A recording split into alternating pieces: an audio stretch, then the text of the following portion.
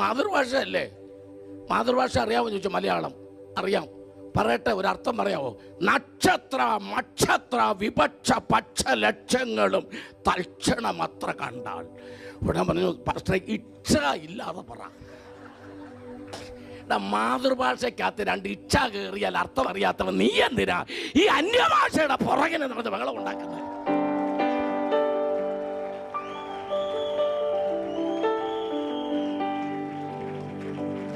സ്വന്തം മാതൃഭാഷയ്ക്കകത്ത് 2 ഇച്ഛ കയറിയാൽ ഇവ മൂക്കുകൊണ്ട് ഇച്ഛ വരയ്ക്കും.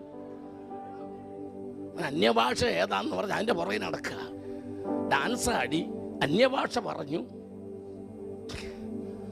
എന്നോട് പറഞ്ഞു, പക്ഷേ കൂട്ടക്ഷരമില്ലാത്ത ഏതെങ്കിലും ഒന്ന് പറ, സന്തോഷമായിട്ട് പിരിയാനാ. എനിക്ക് കൂട്ടക്ഷരമില്ലാതെ പറയാം. സകല ശുക കുല വിമല തിലകിത കളയവരെ, ഒറ്റ കൂട്ടക്ഷരമില്ല. ഉടനെ അവർ പറഞ്ഞു, ആ ഞങ്ങൾക്ക് മനസ്സിലായി അത് സംസ്കൃതമാണ്. അപ്പോൾ എനിക്ക് മനസ്സിലായി ഇവന് സംസ്കൃതവും മലയാളവും തിരിച്ചറിയത്തില്ലെന്ന്. ഞാനങ്ങനെ പിരിച്ചു വിട്ടേക്കാതെ വിചാരിച്ച് ചോദിച്ചു, നിങ്ങൾ ഈ നിൽക്കുന്നവരിൽ ആരെങ്കിലും മഹാത്മാഗാന്ധിയെ കണ്ടിട്ടുണ്ടോ ചോദിച്ചു.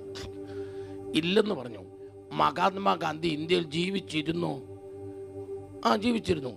ഞാൻ ചോദിച്ചു, ചേട്ടാ നിങ്ങൾ കണ്ടിട്ടില്ലാത്ത ഒരാൾ ജീവിച്ചിരുന്നെന്ന് എങ്ങനെ അറിയാം? അതിന് ചരിത്രമുണ്ട്. അതാ ചരിത്രം, അതാ ബൈബിൾ. നീ കണ്ടിട്ടില്ലാത്തത്, നീ അനുഭവിച്ചിട്ടില്ലാത്തത് നീ ഇല്ലെന്ന് പറയരുത്. അതുണ്ടെന്നുള്ളതിനൊരു ചരിത്രമുണ്ട്. ഈ ലോകത്തോട് മുഴുവൻ ഈ ബൈബിൾ ഇങ്ങനെ പിടിച്ചോണ്ട് ഞാൻ പറയും, അഭിഷേകമില്ലെന്ന് നീ പറയരുത്. അഭിഷേകത്തിൽ നിറഞ്ഞ ആത്മാവിൽ നിറഞ്ഞ് നൃത്തം ചെയ്തില്ലെന്ന് പറയരുത്. മ്യൂസിക് വായിച്ചില്ലെന്ന് പറയരുത്.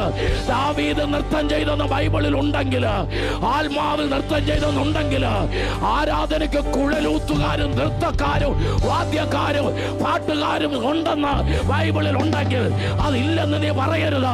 ചരിത്രമാണ് ഞാൻ ഉയർത്തിപ്പിടിച്ചിരിക്കുന്നത്. ഇത് ചരിത്രമാണ്, ഇത് ചരിത്രമാ. ലോകം മുഴുവൻ വായിക്കാൻ ദൈവം വച്ചിരിക്കുന്ന ചരിത്രമാണ് വിശുദ്ധ ബൈബിൾ. ആമേൻ.